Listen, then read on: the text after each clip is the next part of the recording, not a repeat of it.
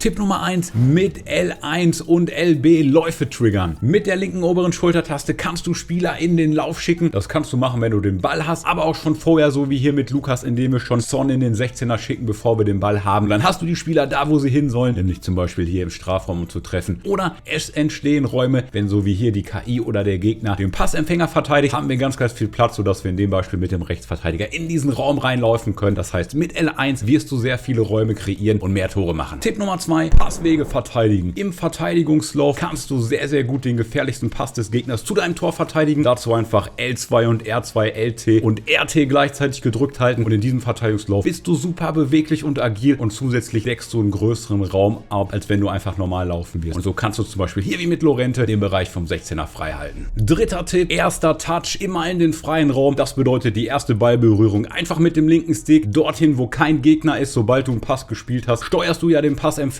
Und manche gehen dabei immer nach vorne, das heißt, sie laufen automatisch in den Gegner, verlieren den Platz. Viel besser, so wie hier mit Fred, dahin zu gehen, zum Beispiel hier nach unten, wo der Platz ist. So stehst du zwischen dem Gegner und dem Ball und wirst den Ball safe behaupten. Das kannst du auch perfekt für Tore nutzen. Zum Beispiel hier der Pass im 16er auf Jesus. Ich sehe, dass der Verteidiger mit runterläuft, quasi zum unteren Bildschirmrand. Wir flippen den linken Stick einfach nach oben. Dadurch entsteht da ein großer freier Raum. Wir können also schießen und auch der Weg zum Tor ist frei, sodass das eine sichere Bude ins lange Eck wird. Glück auf! Tipp Nummer 04. Spieler mit dem rechten Stick wechseln. Mit dem rechten Stick in eine Richtung wechselst du zu diesem Spieler. Das heißt, du hast mehr Flexibilität, denn wenn du mit L1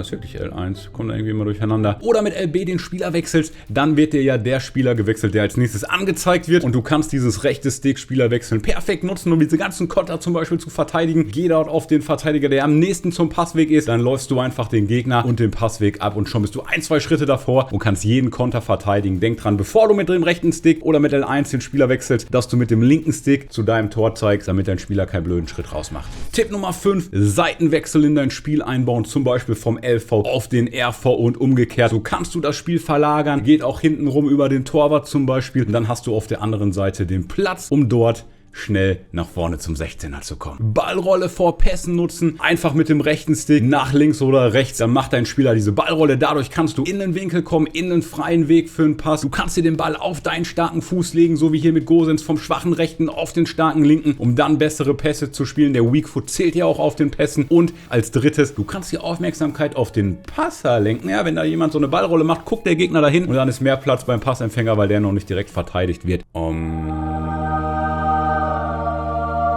Spiele langsam und ruhig, hör einfach mal auf zu sprinten. Mehr Ballkontrolle, bessere Pässe, bessere Schüsse. Und das Allerwichtigste ist, du siehst in dieser Szene, ich tippe nur einmal Sprinten an, sonst wird hier nur gejoggt. Du hast mehr Zeit für Entscheidungen und wenn der Gegner irgendwas macht in der Verteidigung, hast du mehr Zeit zu reagieren.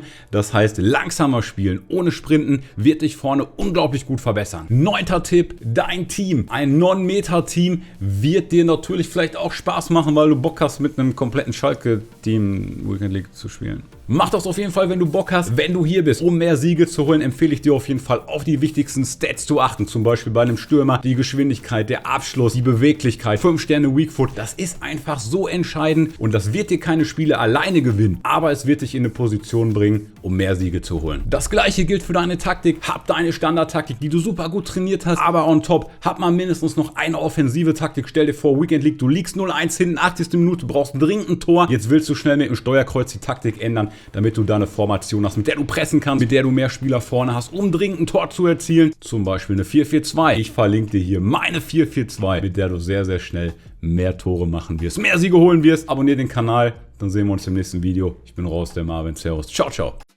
Tipp Nummer 1.